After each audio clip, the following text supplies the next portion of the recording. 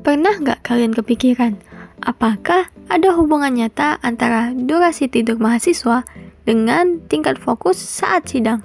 Atau hubungan berat beban tas kuliah dengan nyeri punggung? Dalam skripsi, kita nggak bisa cuma pakai asumsi atau sekedar katanya, tapi kita butuh bukti ilmiah. Disinilah kita menggunakan korelasi Pearson, sebuah alat statistik untuk menguji seberapa erat hubungan antara variabel secara objektif. Yuk kita bedah logikanya. Tapi tunggu dulu, ada syarat mainnya sebelum kalian menghitung. Pertama, data kalian harus berupa angka atau skor dengan skala interval atau rasio. Kedua, polanya harus linear. Bayangkan pola data itu seperti lintasan lari yang lurus. Kalau pola datanya melengkung atau acak-acakan, Pearson nggak akan bisa membacanya dengan benar.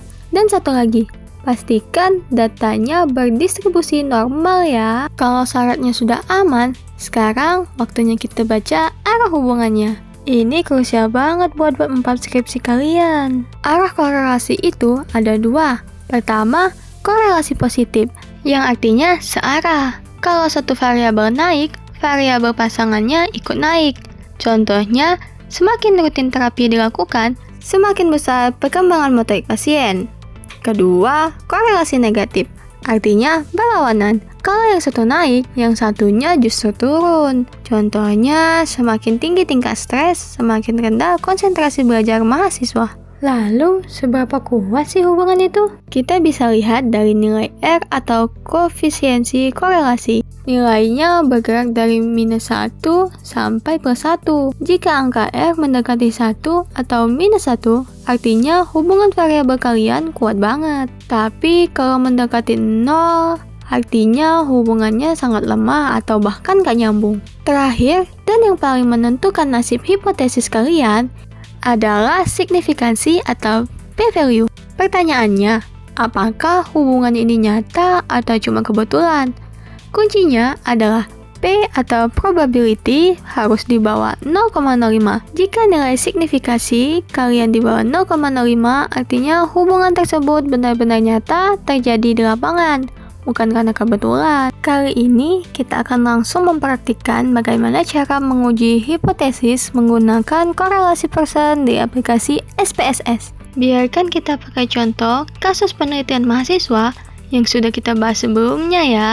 Kita punya dua variabel kuantitatif. Pertama, durasi tidur mahasiswa, variabel X. Dan kedua, tingkat fokus saat sidang, variabel Y. Kita ingin membuktikan secara ilmiah, apakah mahasiswa yang durasi tidurnya cukup, itu beneran punya tingkat fokus yang lebih tinggi saat menghadapi dosen penguji. Atau jangan-jangan nggak ada hubungannya sama sekali. Yuk, sekarang kita buka aplikasi SPSS kita. Pastikan data durasi tidur dan tingkat fokus dari sampel kalian sudah diinput dengan rapi di dalam data view SPSS. Jika data sudah siap, ikuti langkah praktis berikut ini. Pertama, arahkan kursor kalian ke menu bar di bagian atas lalu klik menu Analyze. Dari sekian banyak pilihan, geser ke bawah dan pilih Correlate, kemudian klik Bivariate. Setelah jendela baru muncul, kalian akan melihat nama variabel kalian di kotak sebelah kiri. Tugas kita adalah memindahkan variabel durasi tidur dan tingkat fokus tersebut ke dalam kolom variabel di sebelah kanan. Nah, pada bagian korelasi koefisien di bawahnya, pastikan kalian mencentang pilihan Pearson. Ingat ya, ini dilakukan karena data kita berskala interval atau rasio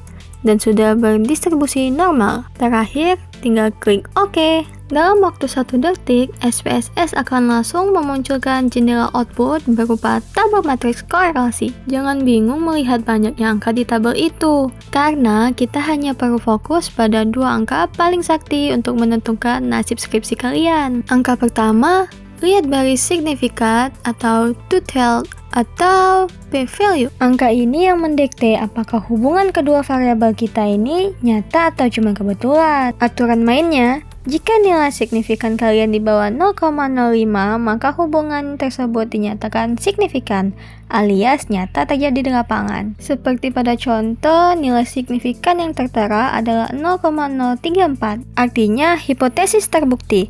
Ada hubungan nyata antara durasi tidur dan tingkat fokus mahasiswa. Angka kedua, lihat baris Pearson correlation atau nilai R.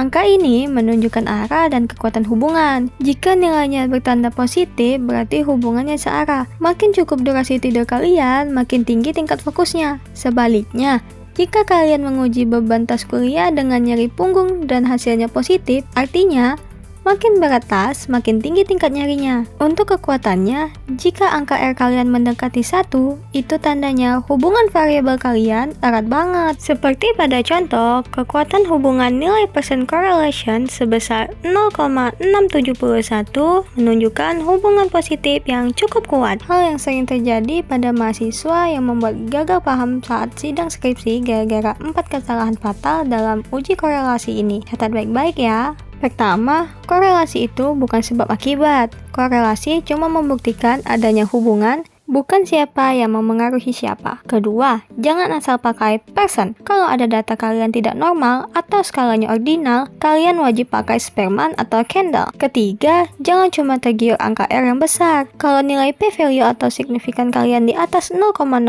hubungan itu tetap tidak sah. Dan yang keempat, jangan malas bikin scatter plot. Tanpa grafik ini, kalian gak akan tahu kalau ada data ekstrim atau outlier yang merusak hasil hitungan kalian. Pahami logikanya dan selamatkan skripsi kalian ya. Jadi kesimpulannya, saat membaca output korelasi, ingat 3 poin utama.